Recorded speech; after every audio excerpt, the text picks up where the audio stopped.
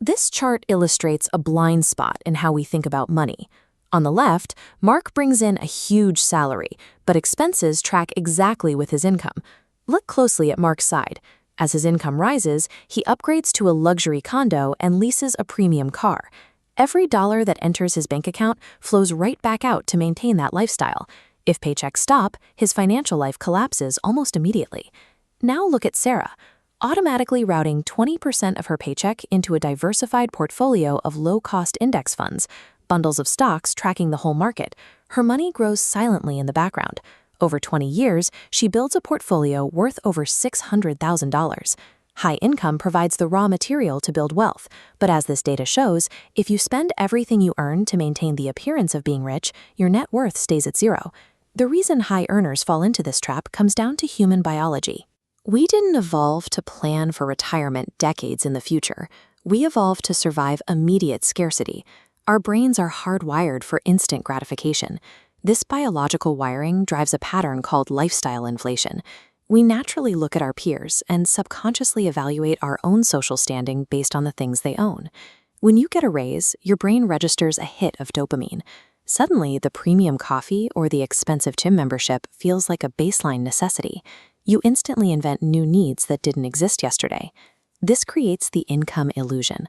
We assume that seeing someone with expensive things means they have financial security. In reality, many of those high spenders are trapped on a treadmill, entirely dependent on their next paycheck to pay off their consumer debt. To actually build a secure net worth, you have to separate income from wealth. Income is the money you see and spend today. Wealth is what you don't see, the cars you didn't buy and the money you left invested for tomorrow.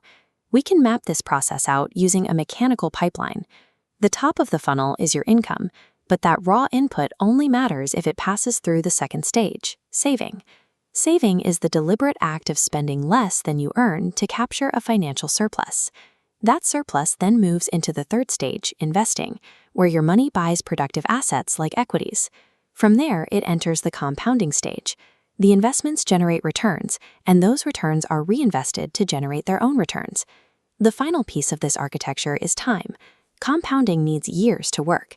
It starts slow, but eventually the returns multiply until they completely cover your living expenses, reaching the point of financial freedom. By treating wealth building as a strict, repeatable mechanical pipeline, you remove emotional decision-making from your long-term strategy. The human brain struggles to comprehend this process because our minds think linearly, while compounding grows exponentially. Albert Einstein called compound interest the eighth wonder of the world, noting that those who understand it earn it, and those who don't pay it. This graph plots the math of compounding clearly. We have two investors.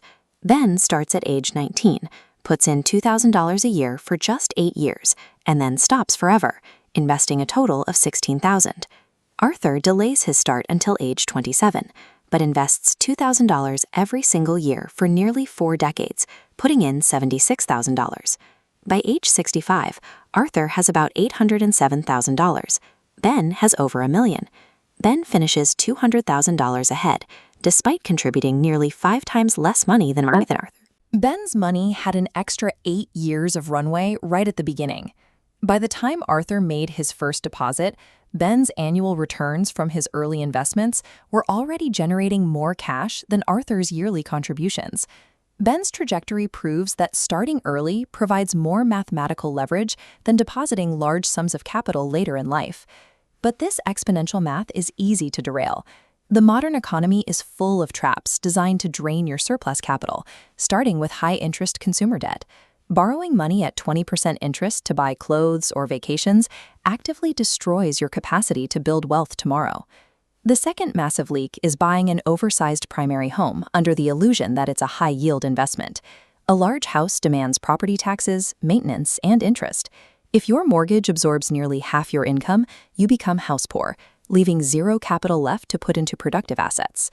Another trap is keeping all your long-term savings in cash. Cash feels safe because the number in the bank doesn't drop, but inflation erodes the purchasing power of that money every year. Holding pure cash over decades guarantees a silent loss of value. Finally, people lose their surplus to speculative trading. We see headlines of overnight meme stock millionaires and treat the market like a casino. Index fund pioneer John Bogle repeatedly warned against this, proving that capturing the slow, compounding growth of the entire economy is statistically superior to guessing on individual stocks. Identifying and plugging these leaks is a mandatory step. If your financial pipeline has holes in it, increasing your income won't save you. Wealthy demographics show a consistent preference for long-term production over immediate consumption. Warren Buffett, for instance, focuses on the 20-year intrinsic value of an asset rather than its current market price. This producer mindset changes how you view a paycheck. Instead of asking what you can buy with that money, you ask what productive asset you can acquire to generate more capital in the future. You treat every dollar as an economic soldier to be deployed. Willpower is often insufficient against the constant dopamine loops of modern consumerism. To protect your surplus, the system must be automated to minimize the influence of impulsive decision-making. You do this by automating your financial infrastructure. First, you build an emergency fund covering 3 to 6 months of expenses to absorb unexpected shocks. Second, you automate your investments. Set up a system that routes a percentage of your paycheck directly into your investment accounts, the exact day you get paid. You invest first and then spend what's left. Financial independence is the direct lagging indicator of a ruthlessly automated system. Operating this automated pipeline means accepting delayed gratification. Investors like Charlie Munger achieved remarkable results not by chasing quick returns, but by extending their time horizon across decades. This long-term thinking clarifies what money is actually for. It is never the final destination.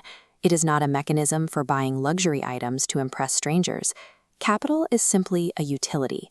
Its highest and best use is purchasing the most valuable asset on earth, absolute control over your own time, and the peace of mind knowing that a sudden crisis won't ruin you.